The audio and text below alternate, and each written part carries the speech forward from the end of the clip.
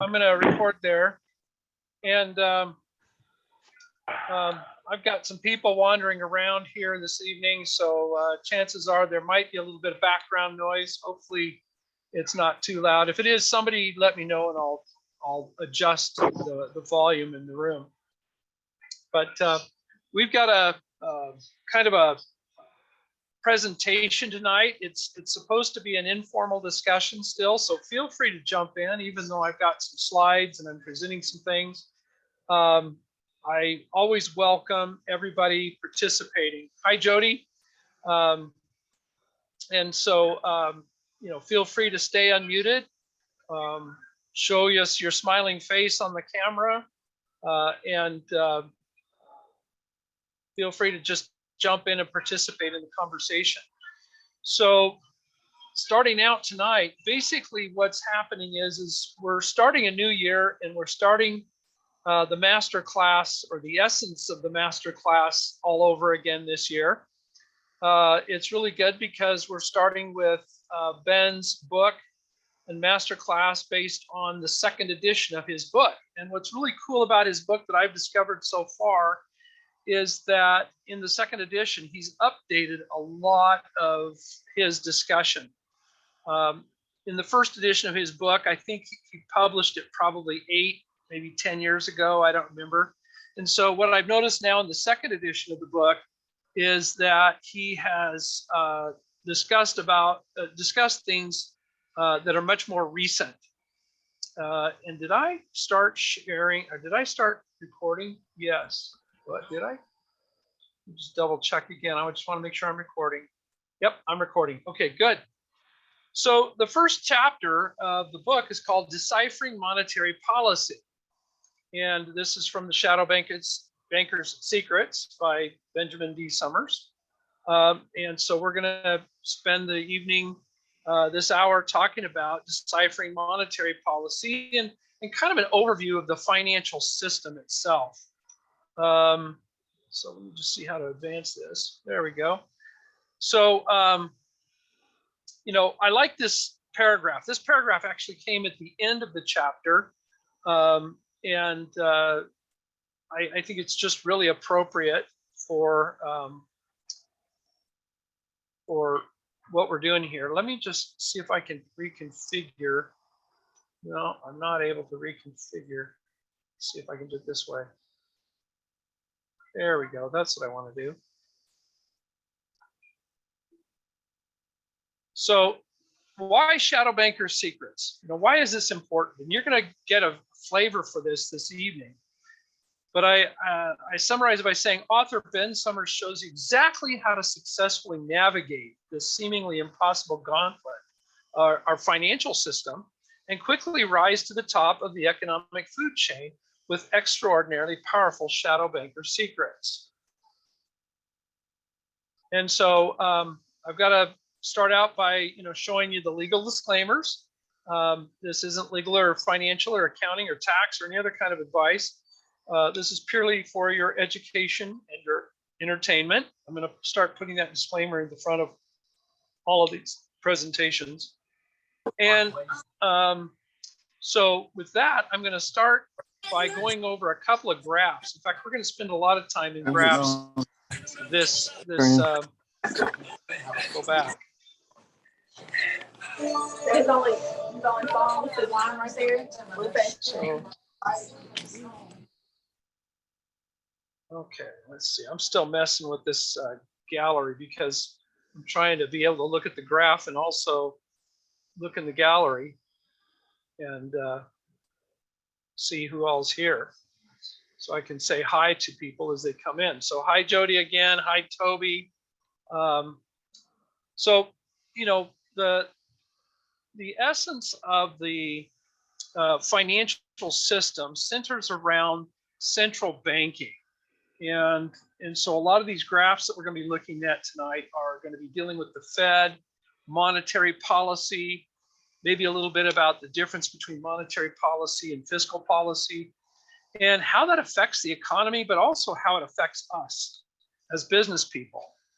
And one of the things that we're going to talk about is how Shadow Banker's Secrets helps us to navigate this. In fact, help us win the game, or in essence, in some cases, beat the central planners at their own game.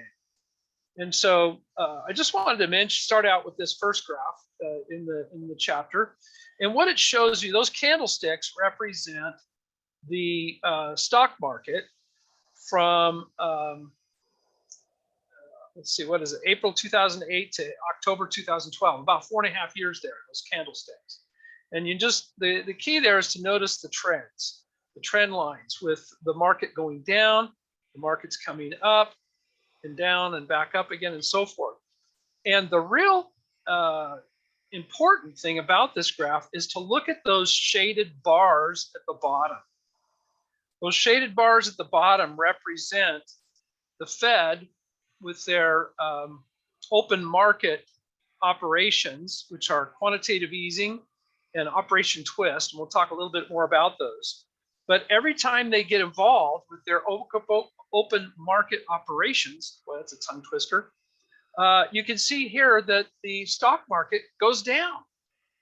So the higher the bars and those shaded bars down at the bottom, that's the higher the dollar amount the Fed is infusing into the market through quantitative easing in that one yellow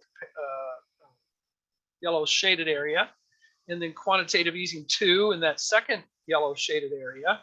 You can see the amounts that they put in: $1.7 trillion the first time, $600 billion the second time, and then Operation Twist. We're going to talk a little bit about what Operation Twist is in a second. But look at those shaded bars at the bottom.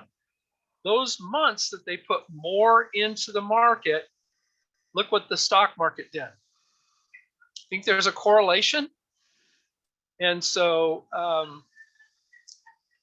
anyway, I'll kind of leave it at that for you guys to think about. Feel free to jump in with any questions you might have. Okay.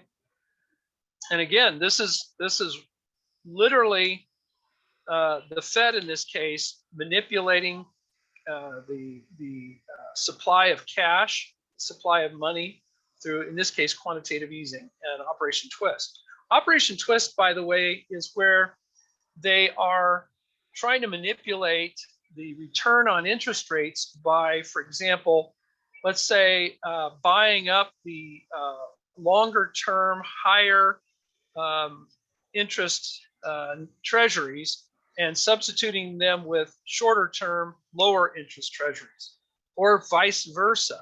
What they're trying to do is basically manipulate the supply and demand of high yield treasuries versus low yield treasuries and replace them with the opposite. And this is how they're trying to help manipulate interest rates. And they do other things as well. Don't get me wrong. There's a whole bunch of things that they do to manipulate interest rates, but Operation Twist is one of those.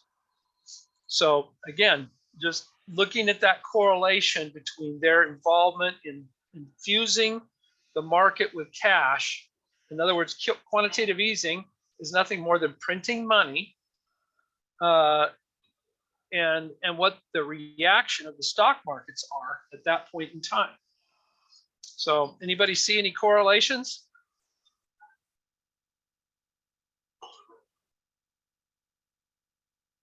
So right here, what's happening in the stock market is these numbers are going up.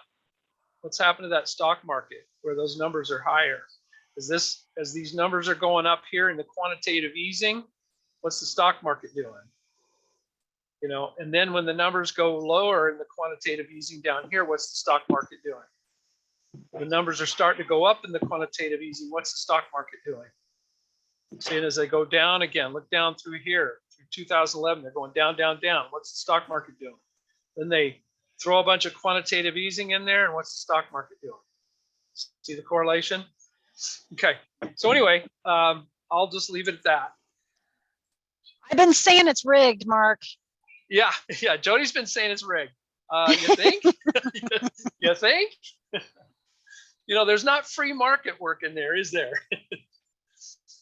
So, you know, how does the Federal Reserve Bank apply monetary policy? We hear about monetary policy And so I wanted to just take a second and show you some of the types of things that they do that are based on their monetary policy. What are their goals? What are their objectives? So, again, the overarching goal of the Federal Reserve System is supposedly to control inflation, to encourage job growth and overall economic growth. Those are really the objectives that they have, and this is how they do it. These are their the arrows in their quiver, as it were, in terms of the things that they do to do that. They establish reserve requirements. So, does anybody want to take a second and explain what reserve requirements are? How much money the banks need to hold that they can't lend out? That's correct. Anybody know what the reserve requirement, the prevailing reserve requirement is today? The I think requirements it's are, 10%, but it may be 4%. it's anywhere between 3 and 10%. Yeah, based on the size of the bank, basically, based on the assets that the bank holds, it's 3 to 10%. But that 3 to 10% threshold, believe it or not, is really low. I think any bank that has over $125 million has a 10% reserve requirement. So it's the 3 to, the amounts below 10% are for very, very small banks. But yes, you're both correct. You're all correct. And so they only need to keep $1 in the bank for every 10 that they have in assets, and that means they can lend out those other $9. And of course, as we get into this, you'll see how that's that act of fractional reserve banking is what is the very essence and cause of inflation. And we'll talk about that a little bit later. Another thing they do is they set the target Fed fund rates. Okay, and so this is basically what the Fed is paying for money. Okay, whether they use reverse repos or they set the interest rates on reserves in terms, that's what the Fed pays in interest. Now, what does that mean? Whatever the Fed pays in interest, and the next one down, whatever the Fed charges in interest. Anybody got an idea on that? How do they pay or charge interest? That's what we keep hearing them do at the Federal Reserve meetings. It freaks everybody out. They just say this is what we're going to do and raise the rate or lower it. Yeah.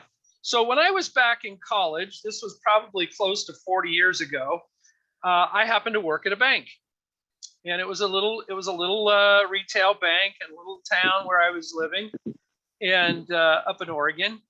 And what happens is at the end of the day, when the banks add up all the money that they have in the till, as it were, all their branches, all their teller operations, they tally up all the cash they have in the bank, and essentially they calculate what they have to have in terms of their reserve requirements, and they look at that versus what they've loaned out and all that kind of stuff. And if they've got a little extra cash at the end of the day, they loan it to the Fed overnight. So in other words, they literally make that cash available to the Fed, and the Fed pays them interest overnight on that cash. And if they're short cash, then they have to borrow overnight. And so basically what that means is all the banks in the Federal Reserve System either are lending or borrowing cash overnight, depending on whether they have enough to cover their reserves and they have a surplus, or they didn't keep enough to cover their reserves in the bank that day, and so they have to borrow. Okay, and so the Fed sets those rates, and that's exactly right. Whoever mentioned that in terms of what the bank is, what the Fed is stating on a quarterly basis, what that rate is going to be, what they're going to pay, and what they're going to charge.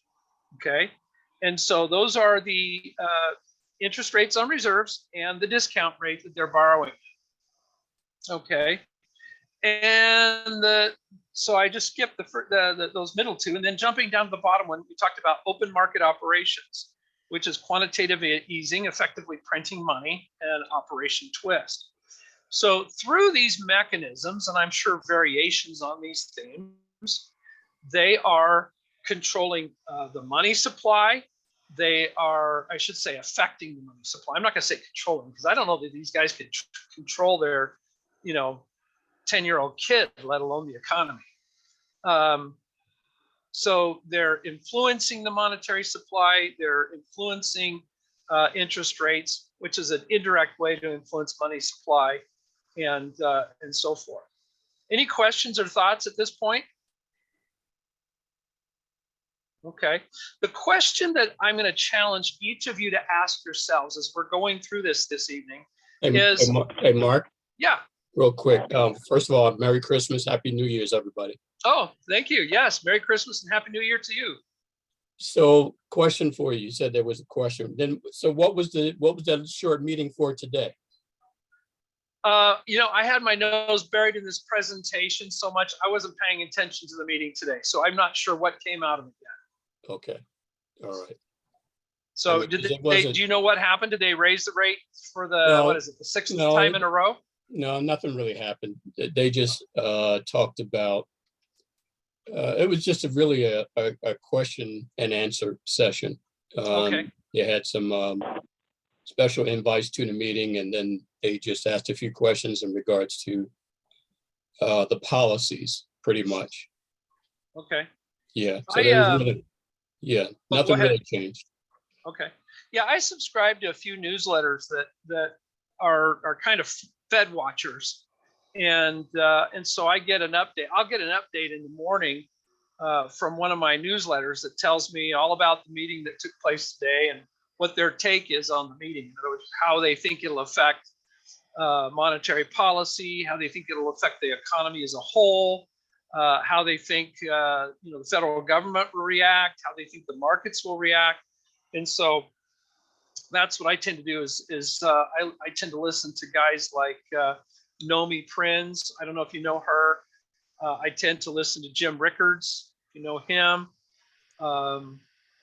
There's a few other Wall Street, what I call Wall Street prognosticators that do a pretty good job analyzing what's going on. So that's what I do is I listen to them the next morning or that later tonight and see what their overall analysis and take on the meetings are.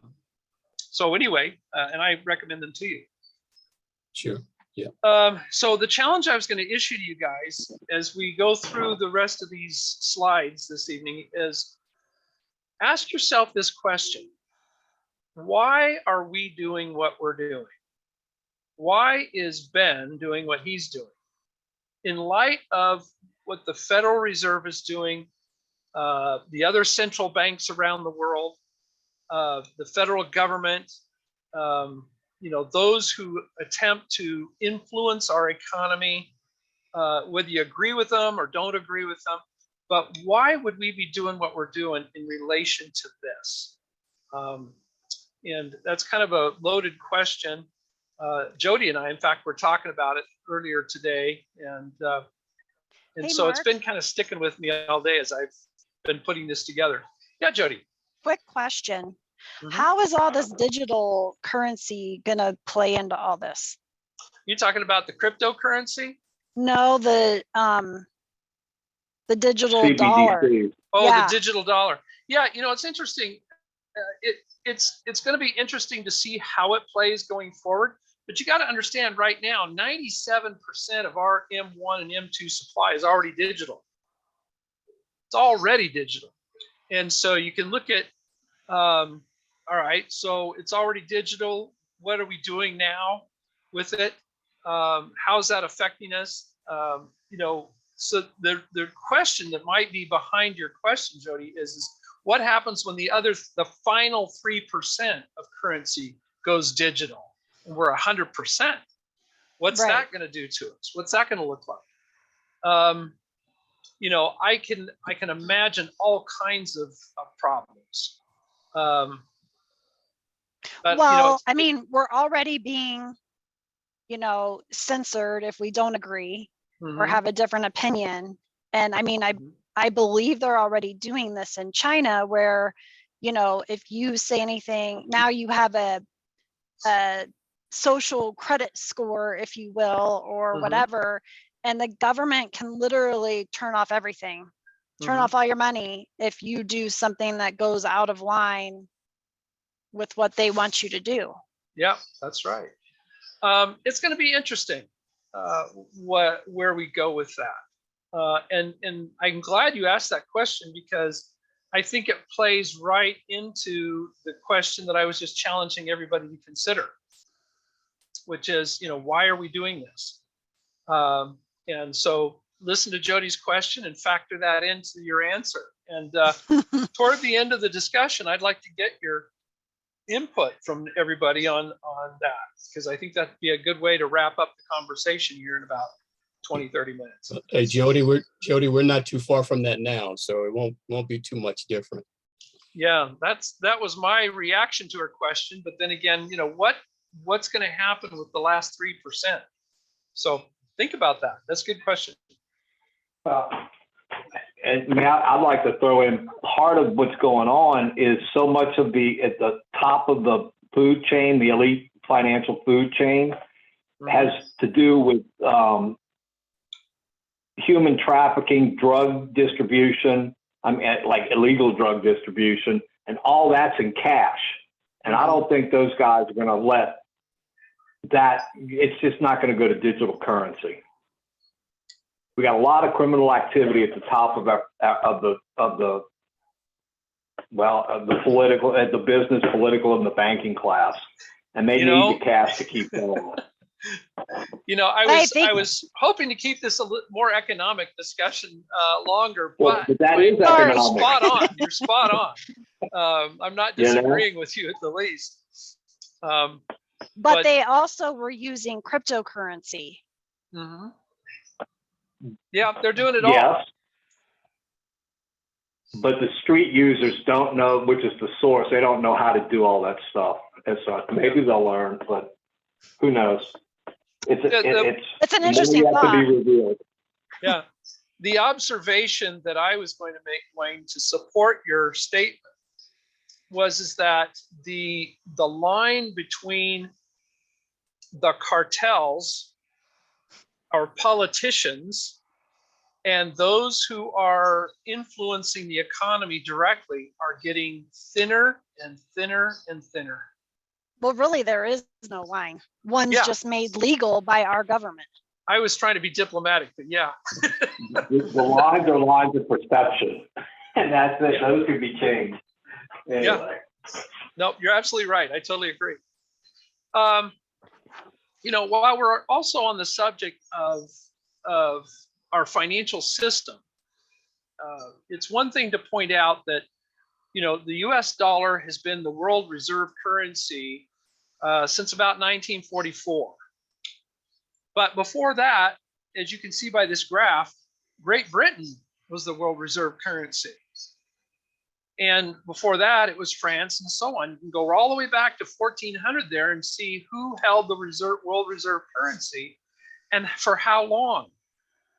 And you notice that most of these countries that essentially dominated the global economy in their day, and therefore were able to foist their currency on the world as the world reserve currency, weren't able to keep it for very long.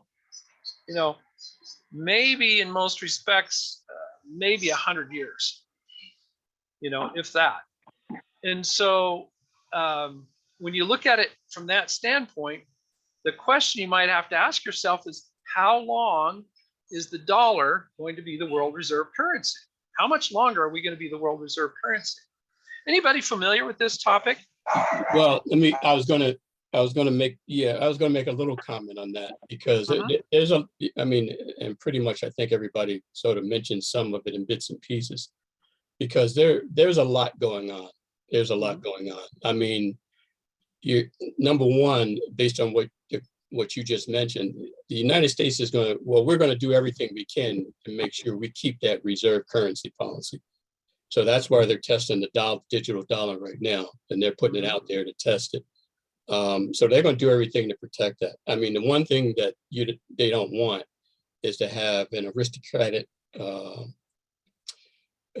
government have a reserve currency. Everybody wants to keep well, not everybody, but the most democratic and the world banks want to keep the US dollar as the reserve currency because they know it's in good hands. And I'm not saying it's not going to be manipulated because everybody manipulates it. Mhm. That's going to be the case. I mean, we're going through. So if you're in China right now, do you consider the US dollar or the world reserve currency in good hands? Well, it depends on who you talk to. If you're talking to the CCP, then no. You know, if you're in India right now, India's our ally. Do you consider the dollar or the world reserve currency in good hands? Well, that's a big, I know, because they're on the fence. Yeah, they're on the fence. They're going one way. Next thing, they're going the other way. So Yeah. they're hard to judge right now. It all depends on who's in charge over there. You know, it's interesting. We've had there's been a lot of proposals about a new reserve currency based on a basket of currencies. The idea being is that the respective countries can keep their currency, but they're going to trade against a basket of currencies that comprise a fictional monetary unit. The IMF and the World Bank only lend and receive payments in that basket of currencies now. They don't use the dollar. They've not been using the dollar since 1971 when Nixon detached us from the gold standard and closed the gold window. And so, yes, the dollar is still going to remain dominant for decades to come. But ultimately, you got to wonder if I wish I could remember the name of it. It evades my memory at the top right now, but there is a name for this basket of currencies that the IMF and the World Bank are using. Yeah, because there are two, I think, they're almost out of, I don't know what you call it. I know they're having some kind of a conference or a discussion or litigation. I don't know if they call it litigation, but I know one was probably Ripple. all of the above. Yeah, all of the above. Yeah, I know one because I've been watching Ripple because Ripple is one of the ones that I've been keeping my eye on as far as what they're going to use as far as the digital currency. There's a couple, you're right, and I have a list of them somewhere. I just don't have them at hand. But there's about 4 or 5 of them that they're looking at. I know Ripple is one. I guess. Oh, go ahead. Sorry, Frenchie. Yeah, and the other thing I wanted to say is that because I know, and I'm still trying to figure out what's going on because I think Jody mentioned it. I know on the dark web, and those are the ones you have to really be concerned about. Those are the ones who have been on the back end that's been robbing everybody and stealing crypto and everything else. But I think and correct me if I'm wrong, but I think recently, I think last week I heard JP Morgan was sued, and I'm trying to remember who they were sued by because they had. I'm trying to remember who account it was in. It was some major. It was the island down at the French. It was the American Samoa. It was some Caribbean island, I think. Caribbean, the Attorney General down there Is that what it was? sued Yep. Sued for Jeffrey Epstein. That they said there was no way that that Chase didn't know about Jeffrey Epstein's stuff going through their bank. And the day after the woman fought the AG for the it was an American territory. The day after the AG for that territory sued JP Morgan about the Jeffrey Epstein stuff, she was fired and the suit was taken away. So yeah, Dwayne, your point earlier about cartels, banks, and politicians all being the same people, the case in point is Epstein Island. That all you got to do is point to Epstein Island. Yep, and that is your point where they're all one and the same. Yeah, it was about 275 million, I think it was, wasn't it? Yeah. And it goes way beyond that. That was just their Yeah. weekend cottage. Right. That's all we know about. Yeah, that's all we know all about right now. I mean, but that's what we're talking about, though, because that's where the cartel leaders, the bankers, the politicians were all there, rubbing shoulders, participating in drugs, child abuse in various forms, human trafficking, you name it. Trafficking, yeah. Mhm. It's all going on. Anyway, so the question is now, again, to that overarching question that I'm having you guys contemplate and think about, includes this: what happens to our system as we move toward a world reserve currency, or as Jody asked, a fully digital currency, or other aspects where they're controlling the economics more and more and more? And how does that affect us in terms of what we're trying to do and our why? Why are we doing what we're doing? And so think about that. Here's another one that shows the monetary supply, and showing the monetary supply, I think, let's see, from about 1960 all the way to today. And if you look at this number going up, you can see that this is the essence of what inflation is. People have, all sorts of theories about what causes inflation, and we shouldn't have. There's very simply one definition of inflation, and that is too many dollars chasing too few goods. In other words, it's the amount of the supply of dollars. And so I put this little note here. It's from the book. The adjusted monetary base, or monetary supply, is the sum of currency in circulation outside of Federal Reserve banks and the US Treasury, plus deposits held by depository institutions at Federal Reserve banks. This data up until 2013, was adjusted for the effects of changes in statutory reserve requirements, meaning that every time they went, to 10% or 8% or 12% or whatever in the reserve requirements, then they would adjust that. But they stopped doing that in 2013. But nevertheless, money supply is still going up. And of course, because this only represents, I think, I guess there is some projection into the future there. I can't read those numbers. They're now too small. No, it's going only to 2010. So yeah, it's going to about 2013 total. That last number is 2010. So we're missing about now almost 10 years worth of data on there. And with the remainder of the Operation Twist, the return of quantitative easing, COVID, and all of the bailouts there, we jumped up about $10 trillion in the last 3 years alone. Yeah, I was gonna say. So that's going to be, even more exponential in terms of the money supply there in our system. So before we go too much further, I wanted to draw your attention to a couple of resources that you might be all familiar with, or you might may not be familiar with. And there's some links there. If you can copy those down. One is a workbook called Modern Money Mechanics. I read this probably about 25 years ago when it was first put out by the Federal Reserve Bank of Chicago. And you can pick up a free PDF version of that workbook by clicking on that link, or copying that link down, or just Googling Modern Money Mechanics, Federal Reserve Bank of Chicago. You can do that too.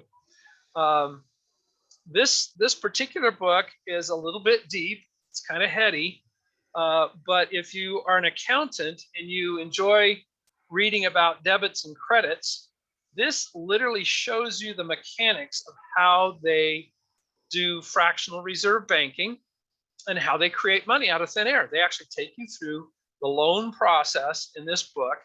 I think it's about 50 pages long. And they take you through the loan process, and they show you the debits and credits that they have to do from an accounting perspective to literally create the dollar that they're creating out of thin air.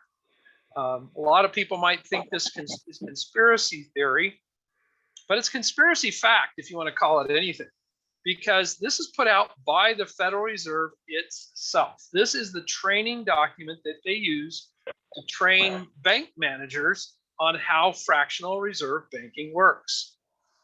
And so if you get in there and you start reading it carefully, you'll see exactly what we're saying is what they're doing. They admit it, they discuss it, and they're not trying to cover anything up. The second thing there, called modern money mechanics, is not put out by the Federal Reserve Bank of Chicago. It's somebody doing a video about how modern money mechanics works. Admittedly, it's probably a little bit more partisan in its presentation. I didn't anticipate that it would be as partisan as it was, but I think for this group, I don't think anybody would be offended watching it based on some of the comments I've heard people say here. And so feel free to watch that. It's a great video. It's about 20 minutes long. It explains things in some very basic and succinct language. I did an experiment this morning, rewatching it. I had my 12-year-old daughter watch it, and she got it. About halfway through, they were talking about, the inflationary effect of fractional reserve banking. And they hadn't mentioned the word inflation. And she stops the video and she goes, "Dad, that's inflation. That's inflation." And I'm going, "You got it, girl." There's, they can't pull one over on her. And so, she literally saw how inflation is created. And we'll probably talk about this a little bit more, but it's not what the politicians like to say. They like to pin it on Putin. They like to pin it on the weather. They like to pin it on some greedy oil company. They like to pin it on, greedy retailers or the farmers or whoever politically expedient they can try to pin it on. But the fact of the matter is there's only one way to create inflation, and that is to borrow, to create debt. And when you borrow, you're creating inflation. And so it's an inflationary act. And so everything else is a reaction to the aspect that we're creating more currency in our money supply. So anyway, that's that. I hope you enjoyed that one. And then for those of you who have not read Griffin's book, The Creature from Jekyll Island, Ben recommends it. I recommend it. It's really key. We'll bring it up again from time to time, but I highly encourage you to read The Creature from Jekyll Island. The link is also in the community. I think Toby here published that link in the community several months back. So if you go scrolling back through some of the posts on our main community page, you'll probably find that link. It's an audio book. It's really good. You can sit back and listen to them read it to you. And so enjoy those. Those three things I think can educate people more about what's going on in our economy, what's going on in our financial system than anything else. And again, the challenge is going to be now as you become educated and your eyes are open to what's really going on and why, that begs the question then, why are we doing what we're doing? Okay, part of our why probably needs to be based on some of the things that we learned here. Yeah, I think you should add. Ray Dalio has a very good animation. Okay. On the one as well. You should add that to your list. Okay. I think he does. Yeah. Do you have a link for it? We can post it up there in the chat, and then I'll capture that link before we log off, and Okay. I'll go check it out. All right, let me find it and I'll post it. Okay, yeah, that'd be great. So this graph is another one that's, and by the way, all these graphs that I'm discussing here are all found in chapter 1 of Ben's book. dealing with the financial system and the Fed in particular. And in this chapter, he's really going into the why we're doing this, why we're doing all this. But this particular graph shows by type of debt, what percentage of the GDP is our debt. And if you look over here, starting at the bottom, that red line is our business debt, and it's running at about 83% of our GDP. And you look at that solid blue line down there toward the bottom, that's our household debt, and that's running at about 77% of our GDP. Our government debt is that dotted green line, and it's kind of hard to see. So here's my arrow pointing at the latest level of government debt, and it's running at 125% of our GDP. Okay. And so if you go up to these high lines, this is right what we call our total domestic non-financial debt. I'm not quite sure what falls into that category. I might have to pull this down just to see a little. I would think, Mark, that would be future Social Security payments, Medicaid and Medicare that's been made as those a are promise to the financials. population. Yeah, but those that's are non-financial debt. Because that's future payments, not current. Oh yeah, you're right. It's not hung up on the balance sheet. Yep. That's non-balance sheet debt. I'll bet you're right. Yes. In fact, I'm inclined to say you're right. Is that it's future financial debt, not non-financial. Yeah, because they always quote the $30 trillion, but when you add future obligations that the U.S. government is quote unquote committed to, then it goes to over anywhere, I've seen 90 to 120 trillion. Yep.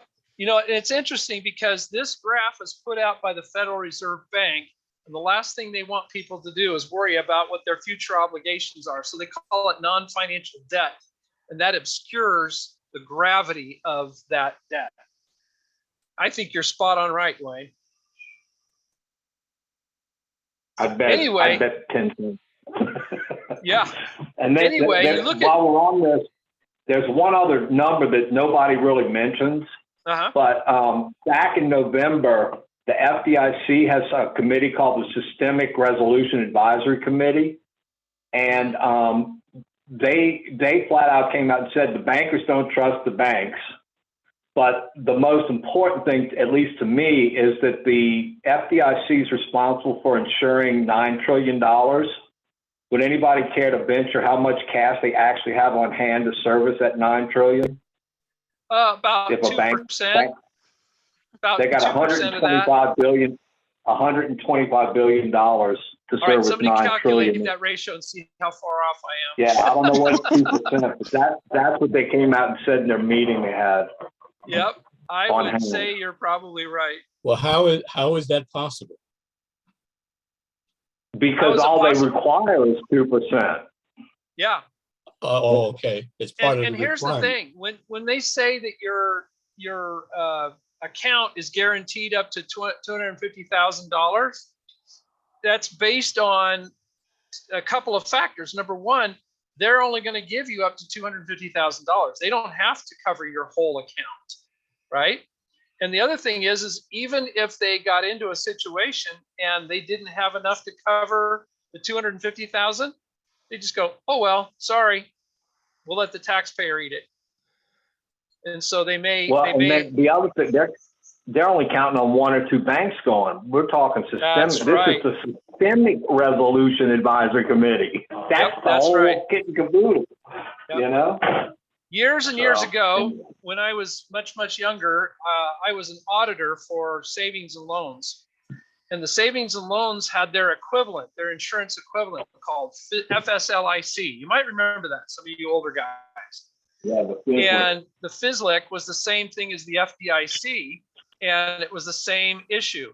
When we audited these S&Ls, which we saw teetering on the brink of destruction. This was just before the S&L crisis. I mean, I was doing this in the mid to late 1980s. The S&L crisis hit what, 1991, somewhere around there. We were noticing even back in, yeah, we were noticing in years like 85, 86, 87, that these S&Ls were making bad loans, that they were on shaky ground, and we were looking at FSLIC all the time. And we were looking at the fact that FSLIC did not have enough reserves to pay the insurance on, a fraction of the S&Ls that were going to go under as we anticipated this coming.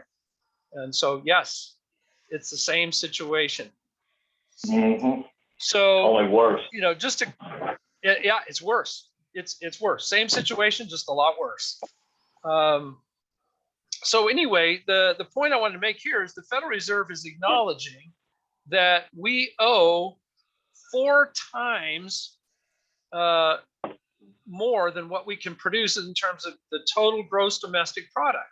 And when you think about that, what you're basically saying is we can't generate enough product in this country to cover our debt by 4 times. And so that's kind of a sobering thought. So and they keep raising the debt ceiling every time. So where do we go from here? Yeah, there's only one place it can go. And I know this sounds really pessimistic, but the only place it can go is collapse under its own weight. That's really all that can happen. I'm trying to pull up this quote. I pulled it up here, and I'm got so much going on my screen, I can't read the whole thing. So I'm going to try to pull it out of the actual text. Here we go. Oops, no, that's not it. Maybe somebody can see it better than I can and read that. Oh, here it is. Are you talking about the Chris Martinson quote? Basically, this is right out of Ben's book. I love this quote so much that I just copied it from a page in the book so that we could look at it and talk about it. But he says, first of all, here's point number 1. Fractional reserve banking is inherently unstable. Okay, inherently built into the system. It is designed to be unstable. If it weren't, there would be no need for a lender of last resort. The Federal Reserve Bank is the lender of last resort. The central banks of each of the different countries are the lenders of last resort in those countries. And the World Bank is the lender of last resort to central banks.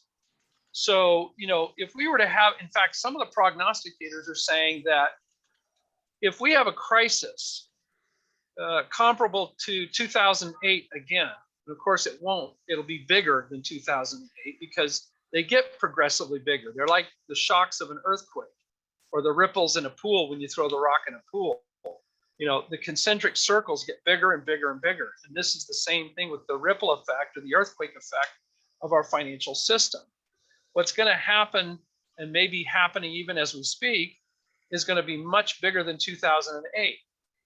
And so when we get into this discussion about what's too big to fail, not even the Federal Reserve Bank will be able to bail out the banks this time around. Yeah, well, then that's what I was going to say. That was the whole point of why the Federal Reserve was created. Yeah. To protect us from that kind of a situation. I mean, it saved us. Well, not the first time it didn't save us, but the second time or third time it did.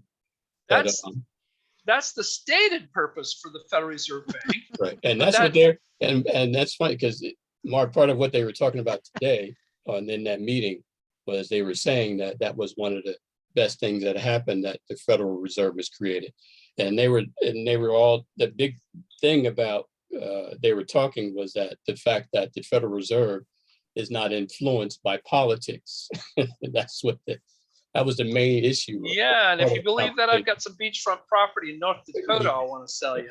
Exactly.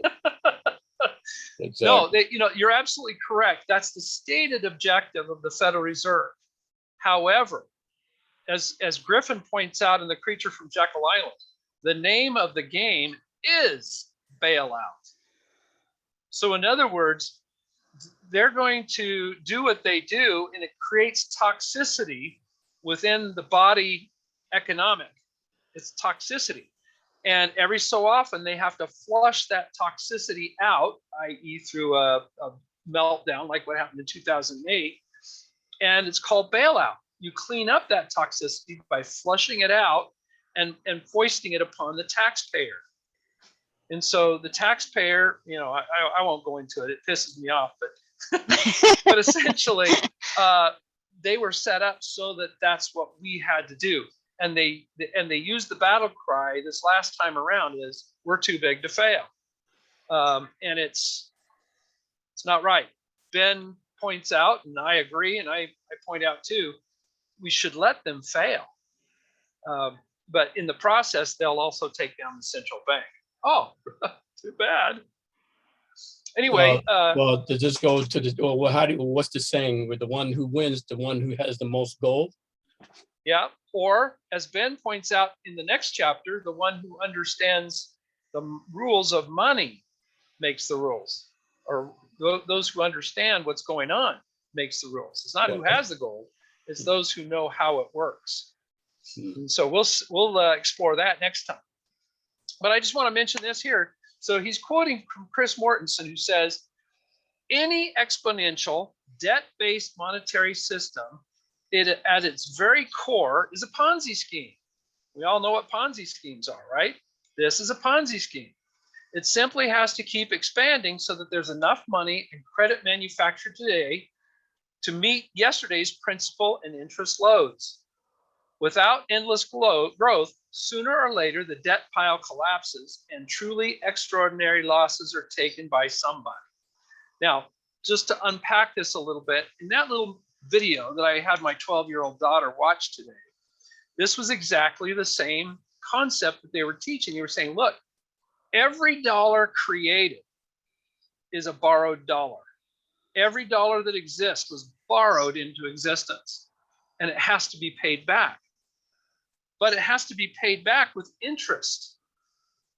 Now, where did you get the dollar to pay the interest? Because that dollar that you used to pay interest was also a borrowed dollar. But interest in and of itself is not created. So in other words, you have to keep creating more debt in order to generate the dollars to pay off the old interest obligations. Does that make sense? So that means that by its very nature, you have to keep bringing in new money to take care of the old, and more new money to take care of the old, and so on. That by its very definition is a Ponzi scheme. Okay. And when my daughter saw that there was no way to pay interest on the debt except by creating more debt dollars, she looked at me and she just had this shocked look on her face. Imagine a 12-year-old kid who's getting it, and she's looking at me like, Dad, how can they do that? It was fun watching. It was fun watching. How's that? Wait till she tries to explain that to her 12-year-old friends.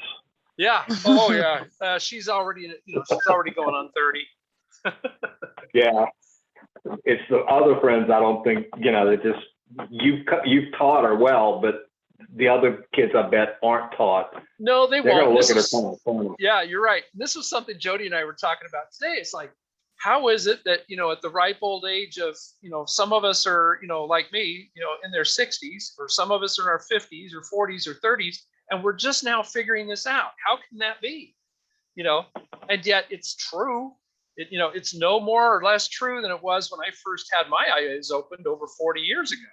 Well, it's done on purpose. I mean, you have to keep a number of people in the dark in order for you to do what you want to do.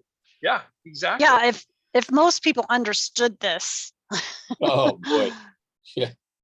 You think January 6th was Henry Ford's quote. Yeah, if Henry Ford did quote something to the fact that the American public understood what we've done to them, there would be a riot, you know, tomorrow we'd all the There'll be bankers would rioting be in the hung. streets tomorrow. right in the streets, exactly. And see, Yep. this is the thing, and what you call mentioned it in the chat about FTX. If everybody thinks, majority of people thinks that nobody knows what happened to FTX, and you're walking around with a blindfold on. Yep, exactly. Yeah, because that money was taken. That money was taken. His collapse was done on purpose. Mm-hmm. Yep. So, you know, since we're saying the name of the game is bailout, as we're quoting G. Edward Griffin, here's the list of banks back in 2010 that got bailout money. And so you can start at the top there. By the way, as you look at the bottom, let's look at the bottom first where that red circle is. Over $16 trillion was spent on the bailout. Now, when a lot of people think of bailout, you know, in terms of what the federal government did back in 2008, 9, 10, they think of TARP. You know, they think of George Bush's last act before he left the presidency, you know, approving $700–800 billion worth of economic stimulus. And then they think of Barack Obama's first act in his beginning term of presidency, approving another $700 or $800 billion in stimulus. Okay, but while we're sitting here debating in the floor of the House and Senate, pennies on the dollar compared to the bailouts that were given to the banks. Think about that now. A total of $1.5 trillion to the American people indirectly, because a lot of that was bailout money. And yet $16 trillion, we just simply wrote checks to the banks. Okay, where was the fiscal policy on that? And you know, you can conclude it didn't exist. We didn't know about this. You know, it didn't make the headlines. We're sitting here, you know, fighting over the crumbs, you know, and the banks are getting $16 trillion. And wasn't there rumors going around that some of those banks didn't even want the money? There are some rumors about that. I'm not sure what exactly they are. I guess we could go dig in and research who wanted it, who didn't. But look at who took the money. Citigroup, the biggest one, $2.5 trillion just by themselves. Morgan Stanley, one of our favorite partners, $2 trillion. Merrill Lynch, almost $2 trillion. Bank of America, 1.3 trillion. You know, and so, you know, those are huge guys. And then we get into some big banks, and then, you know, here's down at the bottom, you know, Wells Fargo only took in 159 billion. And I miss Bank of America, because when their stock was down to like $3. Mm-hmm. Yeah. Lehman Brothers, who went out of business, got 183 billion. So that just gives you an idea of who is really getting the money in that whole thing. While we were sitting in the, you know, in the fiscal policy side of life and the government side of policy life, arguing over a couple of economic stimulus packages that today are meaningless by comparison. So just thought I'd bring that to your attention. You know, again, this, you know, they say that the name of the game with the Fed is to, you know, take care of these banks. But why? Why shouldn't every one of them gone the way of Lehman Brothers if they had needed to? And then those that didn't need money, didn't need bailout money, let them be the leaders today. You know, so yeah, it's you know, this is the kind of thing that kind of chaps my shorts when I look at this. Here's another interesting chart that shows that as a result of that stimulus, not stimulus money, bailout money, look who did most of the gobbling up of the little banks. So here's a showing you, well, it's not exactly the same time period, so I don't know if we can draw a direct correlation, but it just shows you that those biggest banks are out there gobbling up the smaller banks. So Citigroup is gobbling up Travelers, and, you know, European American Bank the Mexican bank, I think Banamex, I think is Mexican bank. JP Morgan is, gobbling up Washington Mutual. You remember that one? And First Chicago and Bank One, and Chase Manhattan, Bear Stearns. Bank of America is out there gobbling up Continental, Nations Bank. Some of those. Countrywide Financial. Remember, Countrywide was the big mortgage lender in the aughts. They got gobbled up by Bank of America, Merrill Lynch. And then there's Wells Fargo picking up First Interstate Bank, Southwest, Wachovia, the Money Store, and so forth. And so, there's a lot of consolidation that goes on in this process, particularly if some of these smaller banks are more toxic. This is how you deal with some of that toxicity, by consolidating the market. In time, depending on how much they're willing to allow the creation of competition, they'll have some new competition to go in and get gobbled up eventually. For example, one of the largest lenders in the country today, this is a new and up and coming company, Rocket Mortgage. They're a big mortgage lender. And how long before one of these big money banks ends up buying them up, gobbling them up? Yeah. Hey, Mark, I'm sorry to interrupt, but I got a 7 o'clock. So Okay. I wish I could stay on because all right. Very so interesting. do you have time, Frenchie, for one quick question and a quick answer from you? Go right ahead. Okay. So based on what we're talking about here, how does the why of your wanting to develop a fund factor in? What is it you want to do with your fund as it relates to the financial system, the way it's working today? Wow. Or is that a loaded question? What is my why? What is my why? Yeah, as it relates to what we're covering.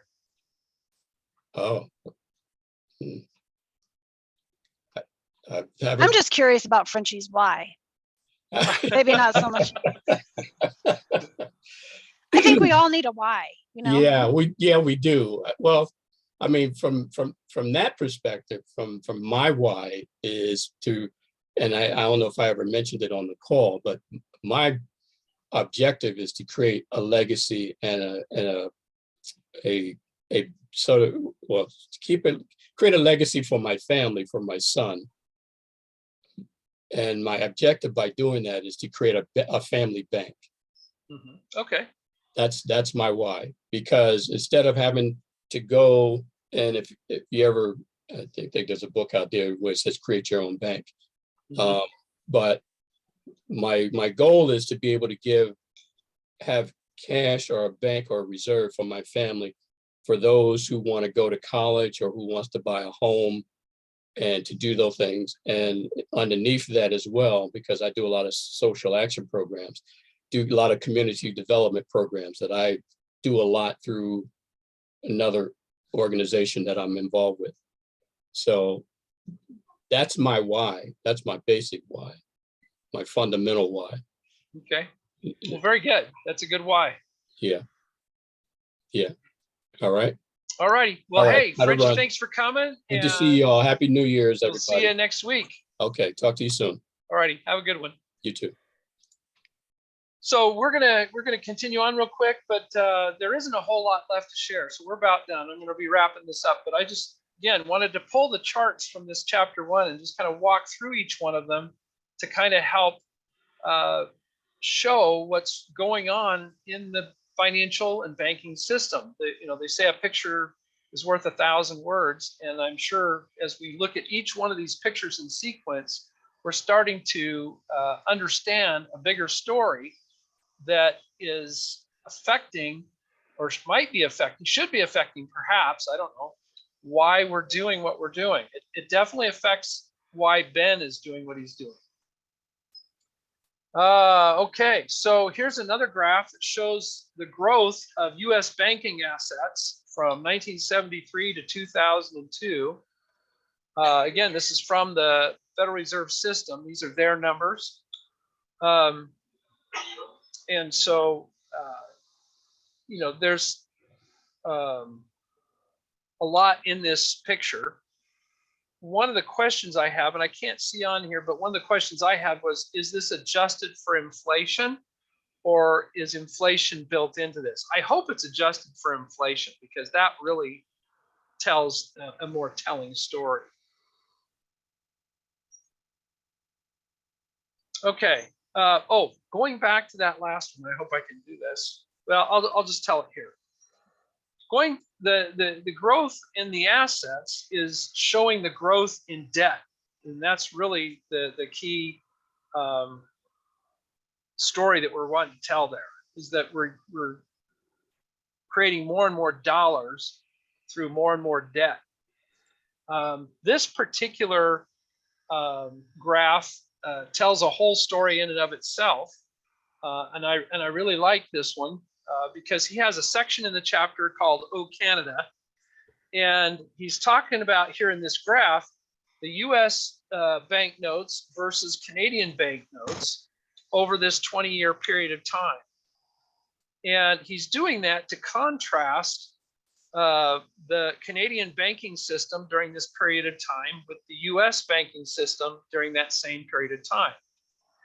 What was going on in each of these two countries? Does anybody know? Does anybody know why those different lines exist? Okay, so I'll tell you. We had two different financial systems. Right after the American Civil War, because of the Banking Acts of 1863 and 64, you might remember Lincoln tried to issue the greenback, which was an asset-backed currency, and never get off of it. And a lot of people speculate that that was why he was assassinated, was because the American and British banking system would not allow a greenback. In fact, there's some quotes on that in the modern money mechanics that talk about how they cannot allow a greenback to exist. So it was right after the American Civil War that the banks basically required the US to move to a debt-based currency. In other words, they would borrow money with the treasuries, and the government would print cash to buy them, and or excuse me, the other way around. The banks would print cash to buy the treasuries issued by the government, excuse me. And so it was the beginning of our debt-based system. And so when you're looking at this graph here, the dotted graph is our supply of banknotes over that period of time. And we had a lot of them coming out of the Civil War going into the 1880s. And then, of course, it came down a little bit, and then started working its way back up. And of course, they've just been going up ever since, especially with the formation of the Federal Reserve Bank in 1913. So that's curve basically represents the effect of the notes in the U.S. banking system. So those little jagged lines, the line with the little jagged teeth, that's the Canadian system. And you say, well, what was going on in Canada during that time that would cause that kind of a trend line? And so the answer to that is that they had kind of a hybrid system. As we've talked in past times, there are a couple of extreme options. There's the debt-backed currency, and then there's the asset-backed currency, the gold system, if you will. And Canada had neither. Canada basically, well, I shouldn't say neither. They did have a foundation in an asset-backed currency in the sense that they had gold, and they had kind of a gold standard. But when it came to banknotes themselves, what they basically did, if I understand it correctly, is they were literally working the same way George Bailey's building and loan worked in It's a Wonderful Life, the way the S&L system worked for decades. In other words, what the banks would do is they would get their depositors, and because they weren't debt-backed, there was no reserve requirement in the sense that they could only keep a fraction and then they'd loan out all of it. they would probably basically loan as much as they felt was prudent based on that particular bank and its makeup of loans, but they weren't creating new dollars out of that process. They were only loaning what they had in their currencies. And so it forced them to make better loans, higher quality loans, if you will. They didn't have secondary markets back then. And so what it effectively did was it required a greater level of prudence in how they, in their lending practices, basically. And so what those jagged teeth basically are happening, if you notice, they're happening year over year. Those each represents a year. And so it would spike and fall and spike and fall year over year. And so I'm assuming there's some seasonality built into that. Now, is that a one-year business cycle? I don't think so. But I find it interesting that they could go from roughly 1883 to about 1893, 1894, and there's virtually no change in the supply of banknotes, meaning that they're issuing new ones, they're getting paid off. They're issuing new ones, they're getting paid off. They're issuing new ones, they're getting paid off. And so that's in essence what's happening there, and that's why that curve looks different. What Ben is proposing through this story is essentially we don't have to be all debt backed or all asset backed. We can move to a hybrid situation and still be very, very healthy if we would manage it properly. And that's again the Canadian system there that they had. Now, shortly after 1900, I don't remember the exact year, Canada also got a central bank, went to the debt-backed fiat currency, and now they're just as in bad a position as we are. But this was a cool graph because it just juxtapositioned one method versus the Ponzi method, and you can see how they look. So the question is today, who do we owe money to? And this is going to bring up some good comments. First of all, of the almost 29 billion, now it's I think 31 or 32 billion, or not billion, trillion dollars that are owed. Here's the breakdown of who we owe it to. First of all, it's U.S. individuals and institutions. And I'm going to suggest that individuals and institutions represents mostly the banks themselves, pension funds, some of your institutional, entities that think that treasuries are a safe and secure investment. And we all know it's a guaranteed loss. But there you go. That's how much is owed there. And you know, if there ever comes a time, well, I'll bring that point up in a minute. The second group is the Federal Reserve, and that's fairly recent because of quantitative easing. That I don't know what color that is, magenta or whatever that is. They're 19.1%. The lion's share of that was created through quantitative easing and possibly through Operation Twist as well. Then the one that should worry all of us who are being forced to pay into Social Security, almost 10% is held by Social Security. This is where they take that money coming in from your Social Security contribution, and they give that money to the Federal Reserve to use in its general fund, and they put IOUs called treasuries into the fund. And that's what we're invested in. You know, those guaranteed loss financial fixed income instruments with a guaranteed loss, that's what your Social Security fund is invested in. And the same goes for the military retirement fund, seeing as how Social Security and the military and the civil service retirement funds are all basically kind of the same situation there. So roughly 16, 17% of that debt is owed to future generations. And then, of course, Dwayne, I think it was, who was bringing up the point that there's about $270 trillion in unfunded liabilities. You know, so it goes beyond just, you know, what the treasuries have issued there, but what is actually, you know, a bigger liability. And so while the Titanic is sinking here, the musicians and people are still shuffling the chairs on the deck. And then, of course, you've got the rest of these being foreign countries, foreign investors who have invested in the country.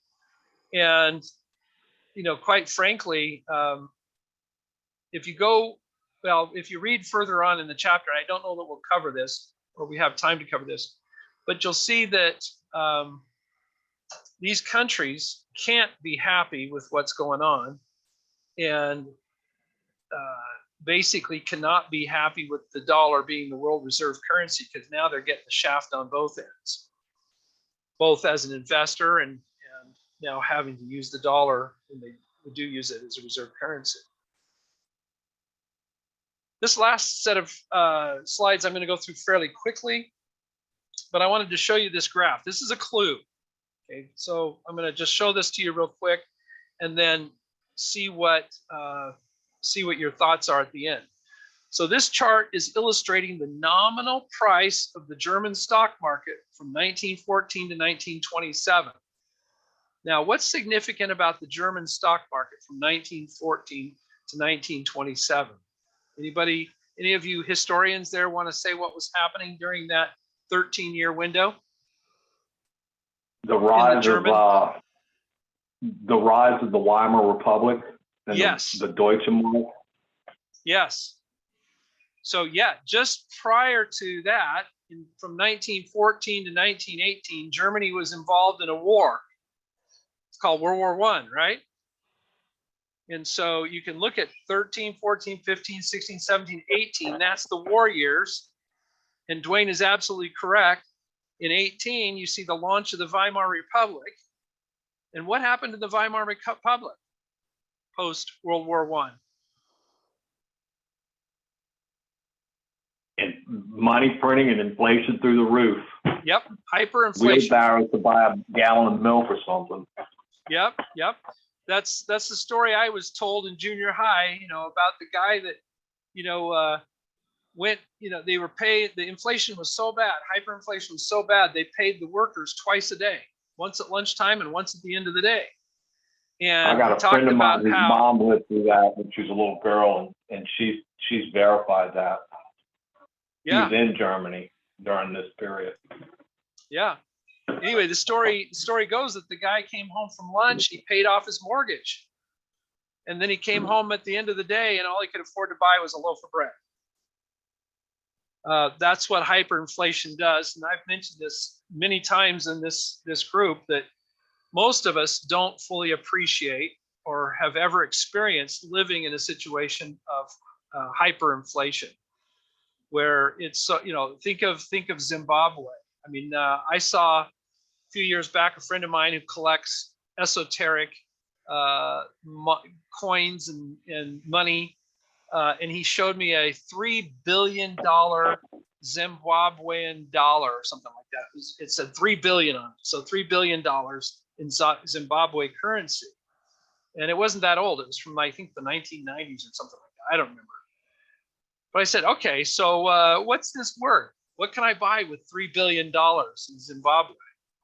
And he said, a loaf of bread. That's about all it was worth. And so, yeah. Now, why am I showing this graph? I'm not going to answer that question right away. I'm just going to let you think on it for a second. And then I'm going to show you another graph. This is the real value of the German stock market from 1914 to 1927. So we had the nominal price of the stock market, and this is the real value of the stock market during that same period of time. You see the trend and how that trend line differs from the previous one? Okay, now this is the shocker. I'm going to show you another one. This is our real value from 1999 to present of our stock market. This is the Dow Jones Industrial. So what do you think the nominal price value of our stock market is and looks like? What do you It think? matches the growth of the money of the Fed printing from the charts I've seen. I mean, it's Yep. almost like a template. Yep. How about that? Suppose it matches that. I mean, when you've got a stock, a Dow Jones that goes from 6,000 somewhere around the year 2000, and today is 33, almost 34,000. That's the nominal price. Are people making real money? Monopoly money. It's monopoly money, and it's a charade. See, it's that, and of course the curve looks like that. This is Germany, but you could very well put Dow Jones USA from, oh, I don't know, the 1930s until today. You know, and it would be in the hundreds of dollars per share or points per share to 33,000 or 34,000. That makes sense. So there's the nominal value. That's the price, nominal price versus the real value. And so I'm ending the presentation on that slide because to me, this is the graphical representation of a big part of our why. Okay, meaning that for me, Joe Lunchbucket can't make any money in the stock market.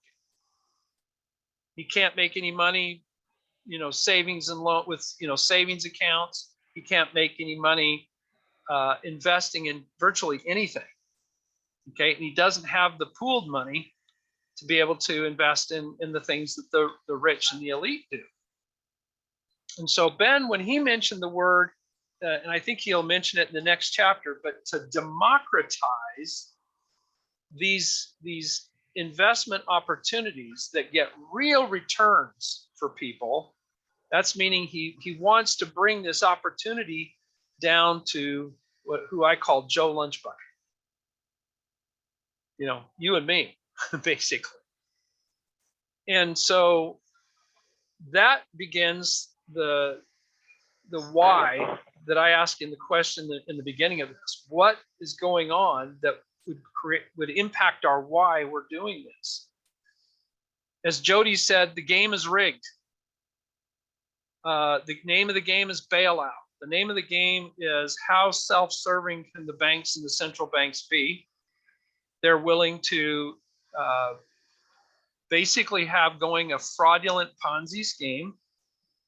The idea is to get everybody in debt, keep them there, so that essentially they can never pay off their debt, and we're beholden to them throughout our entire lives.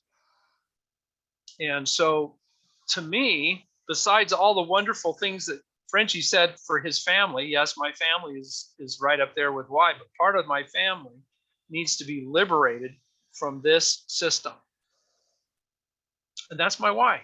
Not only to liberate my family, but to liberate Joe Lunchbucket.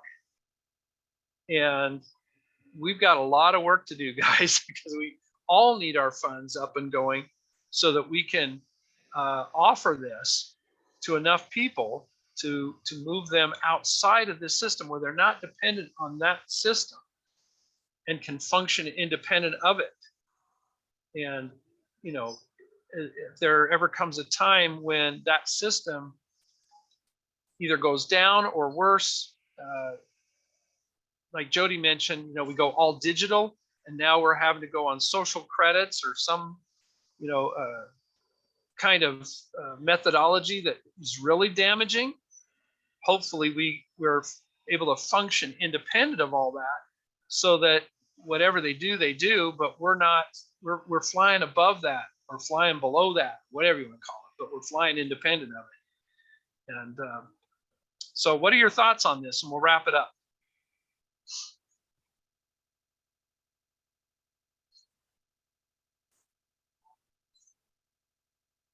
Wow. Was that a mic drop moment? Is that what happened?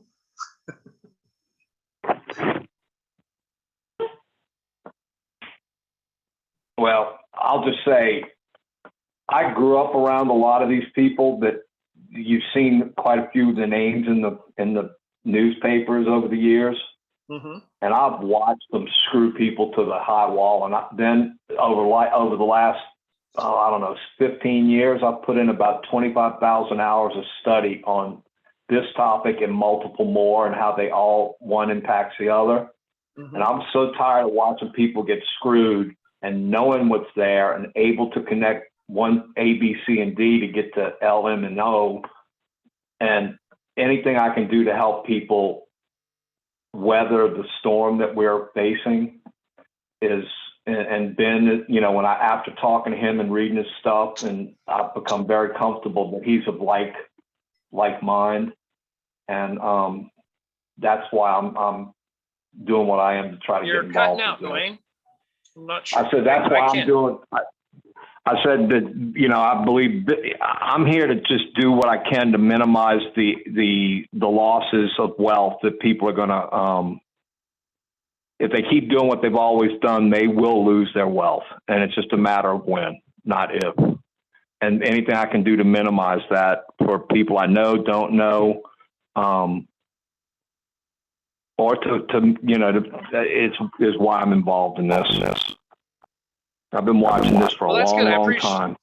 Yeah, I appreciate your thoughts on that, and that's exactly what I was looking for. Is some of us with that kind of a why built into whatever other why you have there, of course.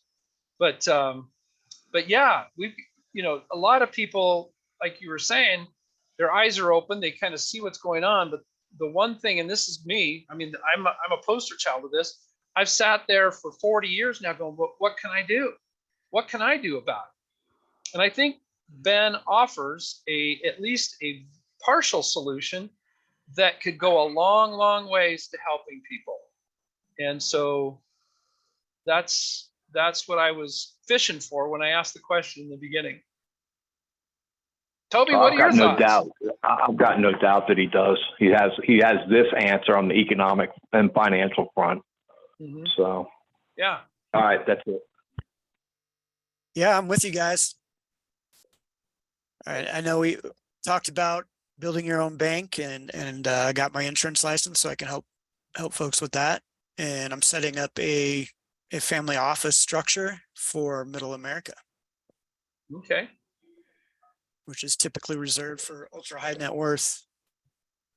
And then with either a fund of funds or maybe an investor club, same thing. Get access to institutional grade investments without needing to have millions of dollars or even be accredited. Yeah. So is this part of your message or part of your educational message and all of that?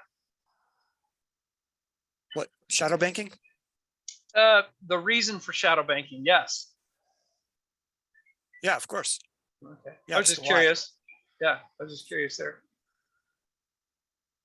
Marilyn, what are your thoughts? By the way, welcome. Haven't seen you in a while. What are your thoughts? Hi, Mark. Hi. This is just it's fascinating and yet in a way kind of just overwhelming. You know, and for me, I guess, I look at it, shall I say, differently, because I've come through the banking system, the banking world, so to speak. Obviously, I'm out of there now, been out of there quite a while, probably 15 years or so. But I just get, I guess, sometimes angry, sometimes just frustrated, because so much of this is not taught in the schools, let alone in the very systems themselves. Okay, I would bet you that there are many, many people in the Federal Reserve that aren't even awakened to the nature of the system itself. Compared to when I was there. But that's even the saddest thing, okay, about who has the knowledge, because with the knowledge is the power. And so I guess that's where I'd like to be able to move in the realm of providing education that presents power, but we're also talking about character. Mhm. And the power has to be built upon character. Of course, you know, I'm also a minister, so it kind of, to Okay. me, I didn't know you were a minister. I blends. knew you were an Oh, economist, but I didn't know you're a minister. yes, I've been an ordained minister since 1990. Okay. So that's where my passion is. And from my, quite frankly, faith foundation, I see why the faith foundation is actually stronger than the banks. Mhm. Because if we moved in that vein, we wouldn't be moving this way. Mhm. So a question for me becomes, you know, does all of these questions also lead to a question of should the Federal Reserve be in existence in the first Mhm. place? If not, what? Mhm. It so happened before I left in about 2005, I was in the public and community affairs area and actually bringing guys from Wall Street and Main Street to present, one of which, a group of whom had an idea for replacing the Fed. Mhm. But it came again just before my transition out of there. Mhm. And just other things came up in the markets because it was just before the crash. Mhm. So little did we know all of this was playing into that. And it might have been for my protection to leave that I never realized. Okay. So that's what I'm saying in terms of where I'm at. That's the number one area that grieves me the most. The fact that people are kind of taken to a ditch because they simply don't know what they don't know. And this isn't about races, or this is about everybody. Mhm. It's all of Okay. us. Yeah. It's everybody. Everybody's in the same boat. I think some people do suffer more because of it and how they can be held in even greater hostage. Mhm. So having said that, then there is these other, what you call solutions, if you will. The family banking thing really appeals to me, investment clubs, however way, the funds come about. But, I'm also, I guess, on the retail side, like a private money broker. And so where's that money coming from? It's coming from funds that have been generated. And the big problem there is the ability to distribute the funds. So there can be a whole pool of funds, millions, billions, but then there aren't people qualified to be able to distribute it or Right.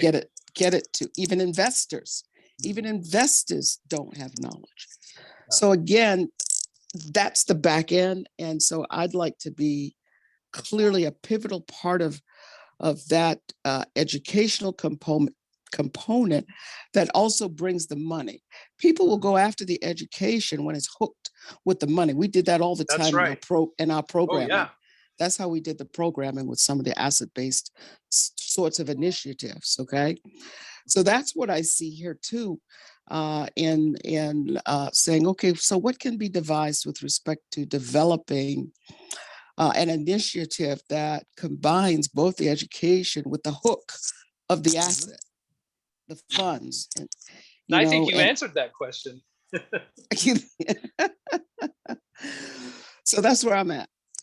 Yeah, I think you answered that question beautifully. You essentially said the need is educated asset managers, fund managers, either who are educated and understand this, and then lend or invest, is better said, invest based on the sound risk-adjusted performance measures associated with managing risk properly, and then educating themselves and others on those concepts, because that's your alternative to the current fiat system. And the same thing goes with investors. We don't have enough investors who really understand this sufficient to say, hey, I'm going to base my investment decisions on a more rigorous application of these principles. Correct. The minute you get investors and asset managers in sync and educated this way, and now investing in that way, the more people that do it, then the more the system will will stand up against a fiat system. It's pretty hard. Right now it's David and Goliath because we just don't have the education that you're referring to. And I agree. And I also believe that the education starts with this, like this chapter 1. It's beginning to show people, how does the financial system work, and what is good about it and what doesn't work about it. You know, I'm going to go out on a limb here for a second and share something with you, particularly Marilyn, that, you know, these other guys can listen in on if they want, right? You know, you being an ordained minister, I take it that you are familiar with the book of Revelations, written by John. And, you know, in that book, he talks about Babylon. Yes. Right? Yes. And that Babylon is ultimately going to fall. Okay. This is what we're talking about here. This is Babylon. This whole system is Babylon. And this is the system that ultimately has to give way to a better system. You know, and we all know where that leads as we read the end of the story, obviously, in the Bible and the scriptures. And so I just wanted to tie that in for you a little bit there. I know you probably go, "Oh yeah, I know that." But you know, I just wanted to make that statement. I guess I wasn't thinking of it in terms of today. When when the Babylon piece came up, it was it 2001 with the fall of the towers? That's part of it too. Yes, okay. Absolutely. And therein was, you know, the money ties and so forth. I was at the Fed then. All right. Yeah. So yeah. it was very, very significant then, and very relevant. So quite frankly, I hadn't, you know, even thought of it in terms of today. So I will be contemplating that again. That's quite a mouthful. 2001 was a harbinger, right? Correct. Yes. If you compare what's going on with us, and I'm kind of a big fan of Jonathan Cahn. I don't know if you know him, you might be too.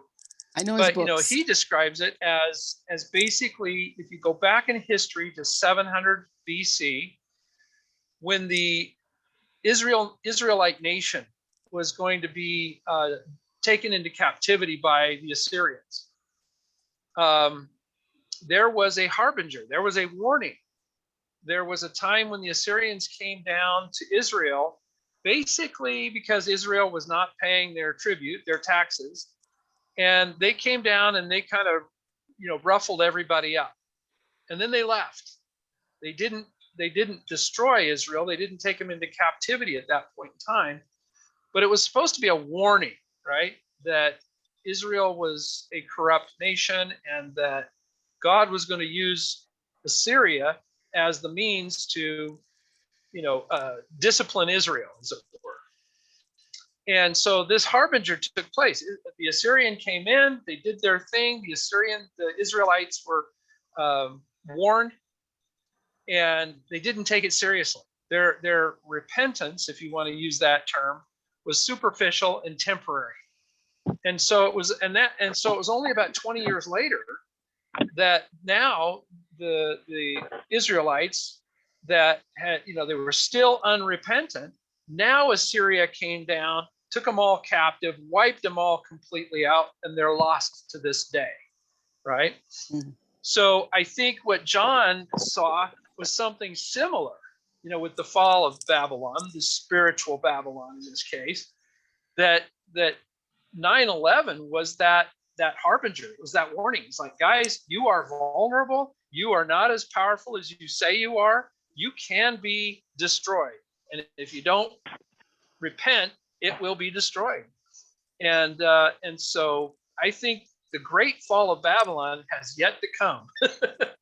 that 9/11 was indeed a harbinger of that, but that this system is going to end up falling and collapsing under its own weight. Because somebody was asking earlier, well, what happens? I mean, how can we get rid of it? In fact, my 12-year-old this morning, when I was showing her this, you know, she said, how can we change this? Or how can we you know, get rid of this? I said, we can't. it's going to have to fall under its own weight. And, and we're getting very close to that point.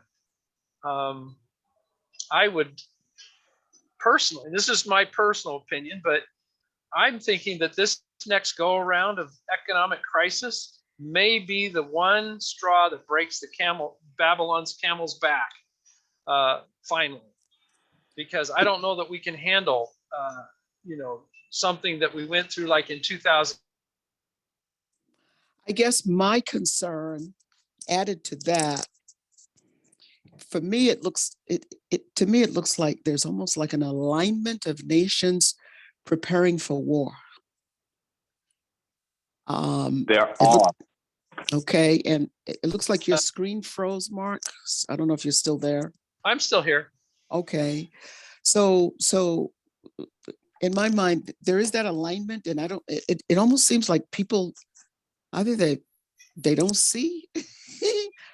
There was maybe just within the past several months, like on the 6 o'clock, let's say the national news, it was showcasing this jet that I guess the US now has, and it was showcasing it. And I guess it can carry nuclear bombs or weapons or weaponry, and it was gigantic. And it was like a Hollywood thing, blue lights around it and this and that, okay? But what came to mind was when Russia was showing off, just before it initiated the war in Ukraine, I don't know if y'all remember, it came in with all of its tanks on the boundaries of Ukraine, all right? Basically parading in what I call, a spirit of intimidation. Oh yeah, that's exactly why they do it. And to me, it was like, I don't know how many people saw it that day. I don't know when it came on. It might have been a Friday night. I know a lot of significant things come on the weekend. And, but I noticed, because I'm very sensitive to these kinds of things, and I'm saying to myself, my God, that looks like now US is being like Russia to say, okay, we're getting ready, okay? And then just the other part to that are all the monies being sent out to Ukraine. And I'm not saying whether the war is right or wrong. That's not the issue here. But when you see in the appropriations how many billions being sent out, and of course you've got to read The Creature from Jekyll Island to appreciate how war also interjects with some of the arguments here of what is happening. And so the question for me is, I do believe some of this is intentional, that it's not just about the war, but they're also trying to expand the money supply for all of these other issues where, where the collapse of the system would occur if the money supply isn't increased. So therefore, in fact, war you're right. becomes.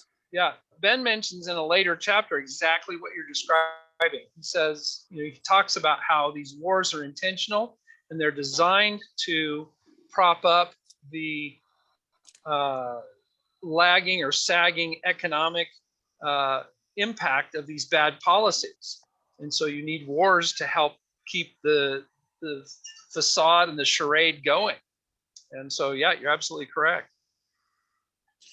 So all of that What's even more important, go ahead. What's even more important than the money, are as important, maybe, depending on what day of the week it is and the time of the day, is the amount of military hardware that's been sent over to Ukraine has literally depleted the NATO and the American arsenals.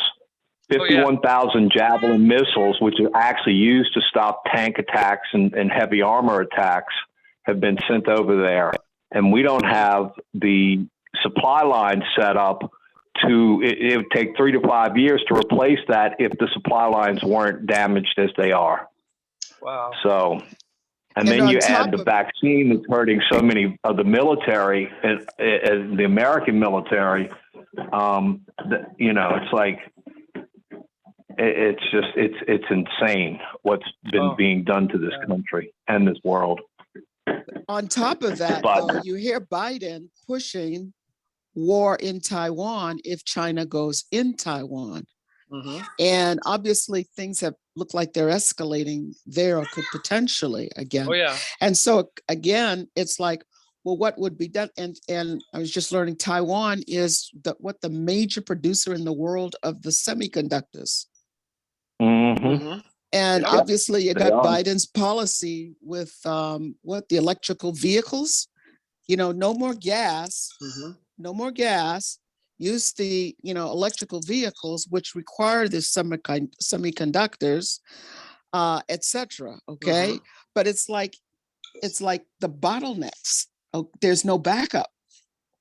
Oh, and let's just cut off the fossil fuel and make everybody go to electric vehicles.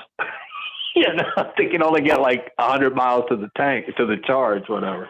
Anyway, But I tell you, if yeah. I was the enemy, I would just destroy your grid.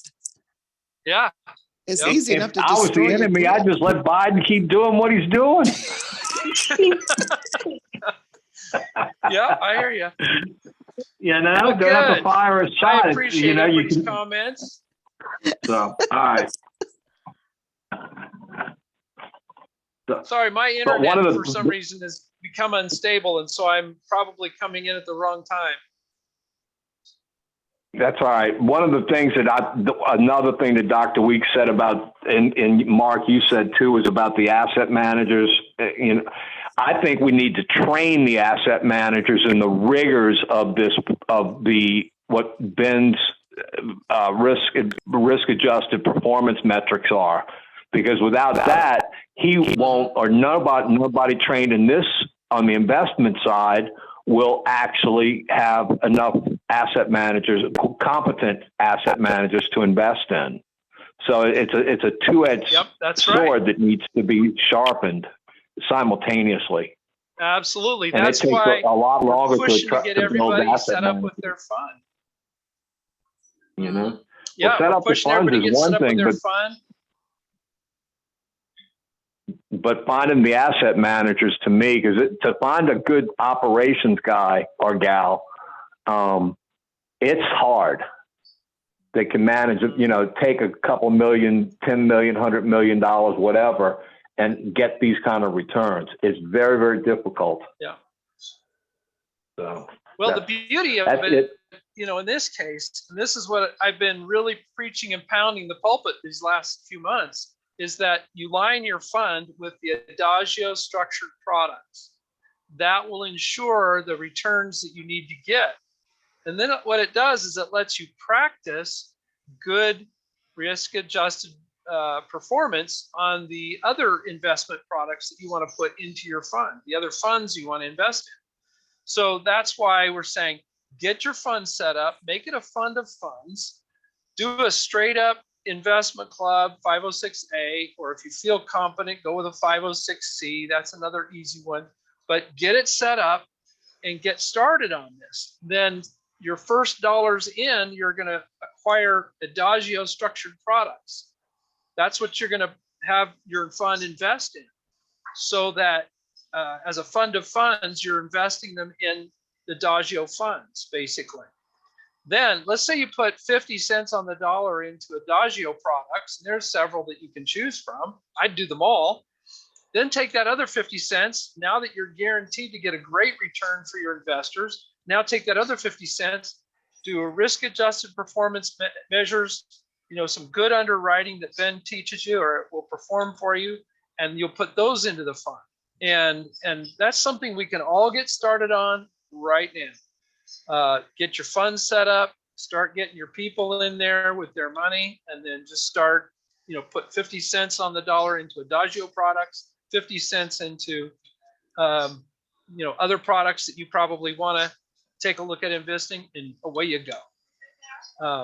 But the idea is it's really time to start focusing on velocity, speed to market. How quickly can you get set up? This past year, we've all learned a lot. And, when Ben comes forward and says, Mark, I've taught you everything I can teach you, you know it all, just go out and do it. And I realized what he's telling me is, don't call me again until everything's set up. And so it's like, yeah, I can do it. I can set this up. I know enough about what I'm doing. How's that? I said baptism by What's that, fire Ryan? has I'm sorry. always been the best way for me to learn. Baptism by fire has always been the best for me to learn. Absolutely. You know. Yep. Just So. go for it. Yep. I guess, but the So, question is, you know, how, we're probably less than 30 days away from launching our fund. Go ahead, I guess Marilyn. the question for me is, how much do you have to know before you set up a fund? It's all in the book. It's all in the course, and it's all in the meetings that we've been having on Tuesday nights, where we talk about all the questions that people have. You know, do you have to be an expert? No. You just simply do the simple things that we're talking about doing, and we've walked through it quite a bit, and we can, you know, Marilyn, in your case, I know you've had, your schedule hasn't allowed us to participate, or allowed you to participate in our Tuesday night meetings, but most of those have been recorded and archived. They're on the community. And so you could literally go back and watch several dozen videos. They're kind of long, and we get off on tangents, as we often do, but you can watch those and glean from those what has to be done. And, you know, you'll break it down into some probably 4 basic steps. And when you see those 4 basic steps, and then you kind of see the detail that we put onto those steps, you know, the concept is fairly simple, and you don't have to be, you know, you don't have to be, you don't have to have your own master's degree in fund management in order to do this. It's pretty straightforward and basic. And so, you know, the challenge for everybody is jump in and just do it. You know, and learn what you can from what we're all learning together, and then just go do it, put it into practice. So, well, and may I say something, Mark, on that? Yeah. To Dr. Weeks? Doc, the most important thing, I've got a high school degree, and I've managed bankers and lawyers on Wall Street to close deals that are still performing 15 years later. Okay. Of course, it's a Jesuit degree, so those boys are pretty good about teaching you. Yes, they are. Where to go get the answers to your questions. But with that being said, the number one thing to me as a leader and a CEO, founder of anything is for me to have the morals, the integrity, the ethics, and the willingness to admit when I'm wrong and to keep learning. And I can hire the MBAs and the technical geniuses. They will show up just because. But the lead it and the moral, and you mentioned morals in one of your, Yes. Your early comments. That's one of the hardest things that we've just lost that as a nation. Yes. Morals, ethics, integrity, and the willingness to say, I was wrong, let me fix it and learn from this. And that to me is the most important thing to have. And if you've got that, you can learn the mechanics, and what you're not an expert in, and what I'm not an expert, I can hire those. I had this explained to me by a very powerful man here, and his wife actually explained it to me when I was in high school. And I was like, you know what, Miss Gus, thank you. So I'm just passing that on to you a few years later. Thank you. yeah. You know, and from a technical standpoint, and this is the thing that I want to evangelize a lot, is Ben has offered to be your technical guru.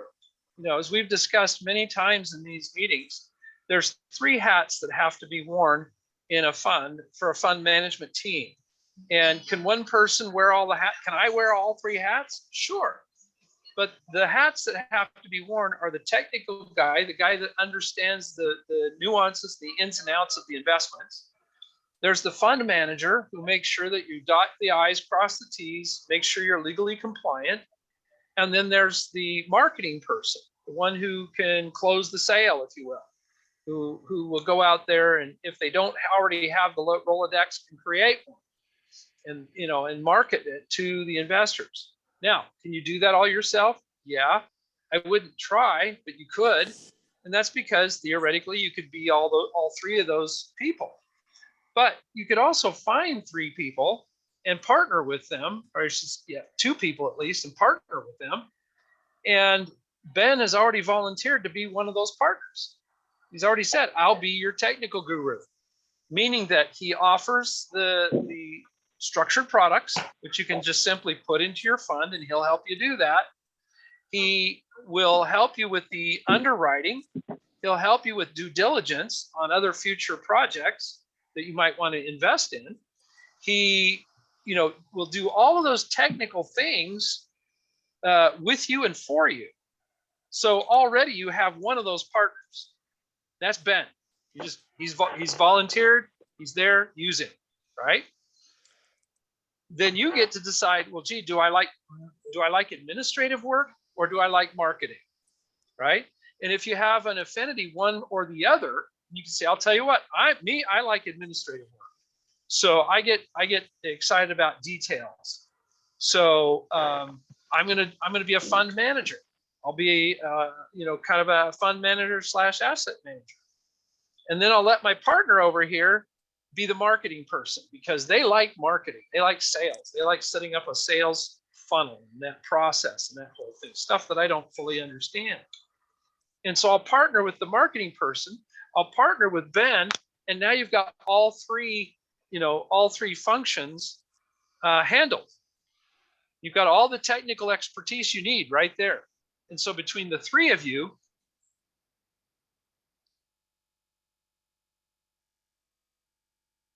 You froze up, Mark.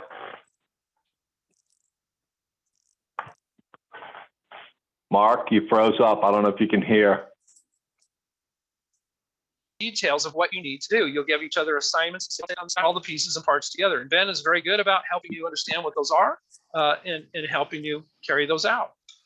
And so anyway, there's a lot of those on the off weeks, of course, but the one thing that I hope people will come to understand is that after you've studied this material carefully, you really do know all you need to know. And the information is there. And so I challenge everybody to come back and come to these Tuesday night meetings where they can get some live interactions, ask questions, get their questions answered, delve into it. We'll delve into the course, obviously, but also go back and watch the old videos. We've put enough of them up there now that there's a pretty good library of videos. And we've also put up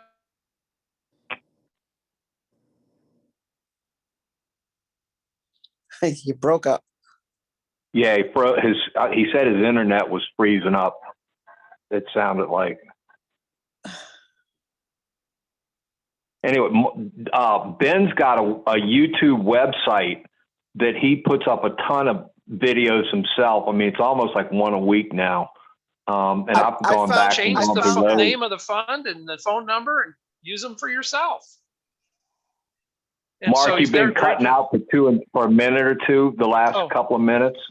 Oh, Your sorry. internet just froze up. I hope I've been recording, and even if you couldn't hear me, but my internet's starting to get kind of shaky this time of night. So I'm probably going to say, let's wrap this up and call it a night, and we'll see how it recorded. Okay. All right, guys and gals. See y'all later. Thank you. All right. All right. Bye-bye. Thanks, Appreciate it. Wayne. Good night. I'll look for that Bye-bye. email in the morning. Yeah, I'll send it in the morning for sure, dark and early. Okay, sounds great. Thanks. Okay. Thank Take you. care. Thanks. Bye-bye. Thank you. Mark, thank you. Yeah, bye-bye.